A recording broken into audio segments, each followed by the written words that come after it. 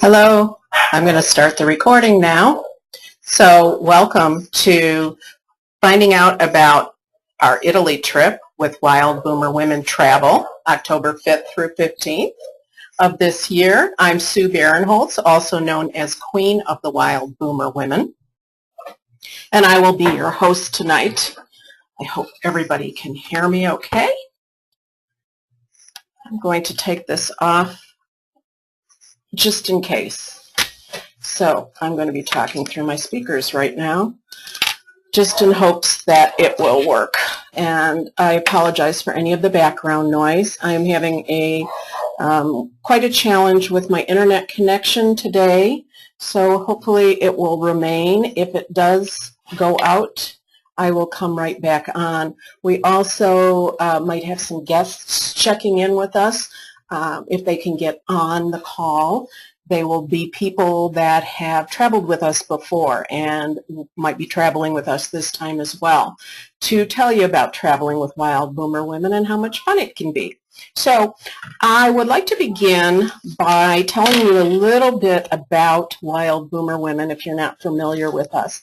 We are based in Phoenix, Arizona, and we are a social club for women over 45, offering fun, adventure, and travel with girlfriends. The fun and adventure is on a local basis in the greater Phoenix area, and we do a lot of things around town, such as happy hours and adventure days, such as indoor skydiving or hot air ballooning. We have different kinds of classes like learning how to ride a motorcycle, and you can find out all about us at our website, which is located on the bottom of the logo there, wildboomerwomen.com. We also do travel, and travel is open to any woman over 40, anywhere. So you can travel no matter where you start from. And this is the first trip that we had was to Italy. It was to Umbria, and we did a cooking class, as you can see on the left. And it was an all-day cooking class. We had the greatest time. On the right, you can see that we also went to a vineyard and got to pick grapes off the vine with the workers out in the fields. It was just, we just had some amazing, amazing times. We also went to Tuscany. And that was, I believe, an 8 or 9 day trip. We spent a day on either end in Rome, which is where we flew in and out of. And 5 of us also went on an after trip for 5 days to the Amalfi Coast, which was unbelievably amazing. I love Italy. This will be my 11th trip to Italy, and I love taking people to the place that I love the most in the world. Last year we did a wine immersion cruise to Europe. We started in England, and then we stopped in France, 2 ports in France, Spain, and Portugal. It was a 12-day cruise. There were 16 of us. We had an amazing time, and then 5 of us went on to Ireland. This is a few of us overlooking the Giant's Causeway, which was an absolutely beautiful place. So that's a little bit about who we are and the kind of trips that we've taken in the past. And what you see here is the actual map of where we're going to be going. We're going to fly into Milan here, but we're not going to stay in Milan initially. We're going to take a transportation over to Lake Como, and we're going to be in Lake Como for 2 nights. Then we go back to Milan for 2 nights. We go to the Italian Riviera for 3 nights and end up in Venice for 2 nights. And then we fly back home out of Venice. So that's pretty much our route. So the first day you're flying, and hopefully you've got a better plane than this. Our tour company will be making all the travel arrangements for you. So once you register, you will have your own web page. You'll be able to contact anybody at the tour company. You'll be able to call them and everything will work out great in terms of getting you to your location. As I said, we fly into Milan Malpensa Airport on the first day. We actually arrive in Milan on day 2, the morning of day 2. Usually gets there at about between 8 and 10 in the morning, depending on what flights you take. And then there will be a representative from our tour company at the airport that's going to escort us to our hotel. And right now we have an option of 2 hotels, one on the left and one on the right. As you can see, they both look lovely. They're overlooking the Swiss Alps. And we will find out closer to the date which hotel we actually will be staying in. Once we get to the Lake Como area, the rest of our day is free and at leisure, and we really get to bond and meet each other. We have a welcome dinner that first night. So it's really a lot of fun, and I guarantee you by the end of the first night, you will know everybody else on the trip as if you've known them for years and years. Day 3, we're going to take a sightseeing tour, which is included in the trip. And it's our tour director who's going to lead a sightseeing tour of Lake Como's surrounding area, including a visit to Villa Carlotta, which is on the left. Some departures may not include this, depending on the weather. It includes, otherwise we'll take a funicular ride to Bronte instead. But this noble estate it dates back to 1743, and it features a 14-acre garden, which you can see a little bit of on your right, with more than 500 species of exotic flowers, plants, and trees. And then that'll take most of the morning, and then we'll get back to our hotel, and you can choose an optional tour of Lake Como. And this is not included, but it's extremely reasonable. And I've been to Lake Como just for the afternoon. It was absolutely exquisite, and I highly recommend this 5-hour evening tour with dinner. It's only $75 extra. And you get to take a cruise of Lake Como. It's some of the most beautiful estates and gardens. Maybe you'll see George, maybe you won't. When I went there last time, they pointed out his house. He could be married by then, or he could be single again. Who knows? So we're going to float past the charming lakeside towns to Bellagio, which is just a quaint little village whose scenery has inspired poets and young lovers for centuries. And we'll have time to take in Bellagio's beauty, where we can head to a local restaurant, and we're going to sample some cuisine from a very carefully chosen menu. So it's either going to be lunch or dinner that's included. So it is offered through October. So we should be okay if we're going to take that tour. We do need a minimum of 10 people to take that tour, but I don't think that should be a problem.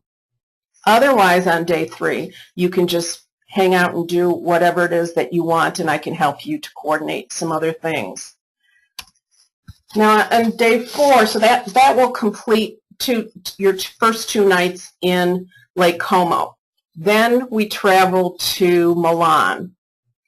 It's going to be a guided sightseeing tour where we get to view the masterpieces that survived the modern era.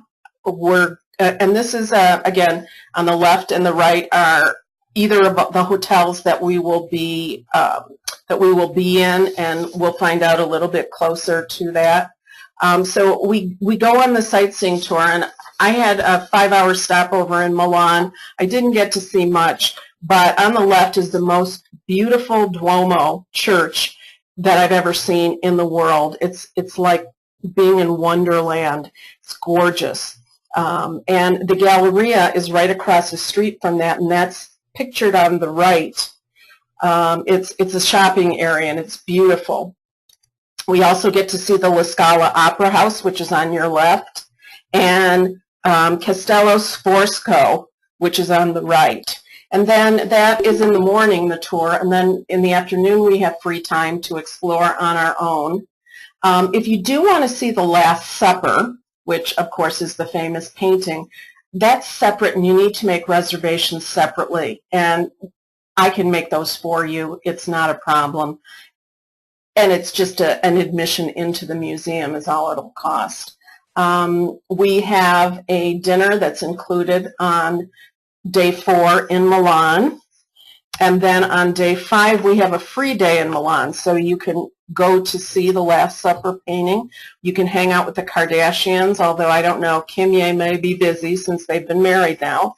And I don't know if they're going to be hanging out in Milan anymore. But you can, there's another optional excursion on day 5 if you didn't want to hang out in Milan. And this is an optional excursion to nearby Lugano, Switzerland. And it's a 7-hour excursion. It departs in the morning. It's only $39. And you cross over to the Swiss border and enjoy a panoramic bus tour of Lugano. It's a prominent Swiss city. And then you take a very scenic walking tour that features the botanical gardens of Siani Park, the Church of Santa Maria dell'Angoli, which is home to the largest Renaissance fresco in Switzerland, the Church of San Rocca, Piazza del Riforme, and the Via Nasa Shopping Center. So these are some of the areas that you will be going into. If you take that optional excursion to Switzerland for the day, and you'll notice the frescoes that are on the ceiling of this particular church. It's just pretty amazing. Day 6 is where we leave for the Italian Riviera, and if you haven't been to the Italian Riviera, it is so magnificent. All of these places are really so magnificent. So we continue south to the region officially called Liguria, but better known as the Italian Riviera, and it's a seaside paradise. It's where artists from Byron to Shelley and celebrities from Bogart to Bacall spent their vacations. So we arrive at our hotel, one of these 2 hotels that you see again, and after a short break for check-in, we regroup and we have dinner together, which is included. On day 7, we go to the place that I've been wanting to go to for many years, the Cinque Terre.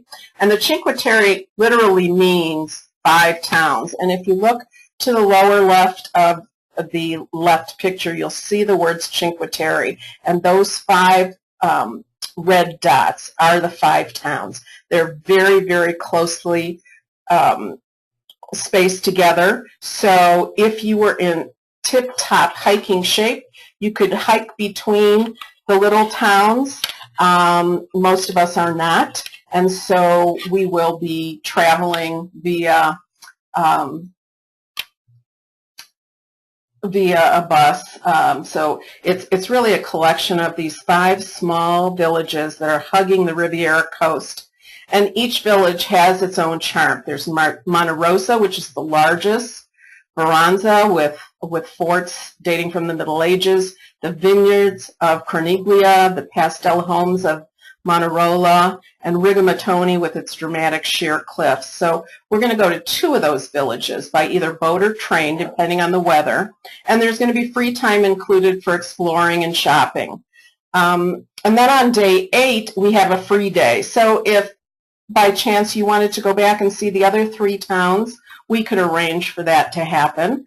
And we can explore it at our own pace. We could explore other areas in the Italian Riviera, whether it's Genoa's historic sites, the Abbey of San Frutoso, relaxing on the beach. And by the way, the Italian Riviera has some of the most beautiful beaches in the world. On the left, the picture there is Portofino. And I still remember the dinner that we had in a little restaurant that's in the corner of the square there, hearing the most beautiful music I've ever heard in my life. It's just a magical, magical place. Day 9 is when we're going to be in Verona, and if you can guess, the picture on the left is where Romeo and Juliet were. It's across the Veneto region. and it's the setting for Shakespeare's most beloved works. We have a few hours of free time to see the Roman amphitheater and the legendary Capulet House. And then we continue on to Venice. And on day 10, we get to Venice, and we experience the romance of Venice during the morning's panoramic guided tour with stops at the Bridges of Sighs and the legendary St. Mark's Square, which is in the middle. And yes, there are millions and millions of pigeons, and they fly all over the place, but they don't hurt anybody. You'll view the Gothic Doge's Palace, which is on the left, as well as several important churches. And in the afternoon, you might consider joining the third optional tour, which is a gondola ride of the canals, complete with music. And the gondola ride is, it's a half hour, it's $65. It's a little bit pricey, but if you've always wanted to ride in a gondola in Venice, then you'll want to take it. There's more than 100 waterways that crisscross Venice, and you'll be boarding a sleek black gondola and exploring them. And we'll also join the tour through the canals of Venice, where a musician serenades you as your gondola cruises through the city. And this is a weather permitting. Tour. So that's something that you can do optionally in the afternoon if you wanted to do that. And that's what the gondola ride obviously looks like. And on day 11, we'll be departing. Hopefully you'll take more than a boat home. We'll